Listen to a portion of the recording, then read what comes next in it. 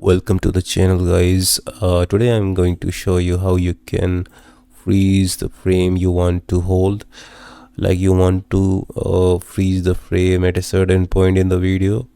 So how will you do that? It's really simple. You just need to select the frame and click on the clip, and you will click right on the mouse, and then you will see the option of insert frame whole segment. So you will click on that. So then this clip will be divided into three parts: the normal video, the freeze part in the between, and the normal part. You can also increase the length of this whole part as well.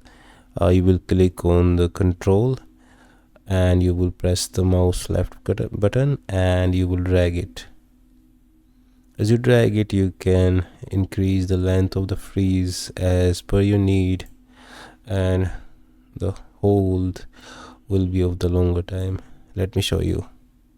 So now you can see it has been freezed.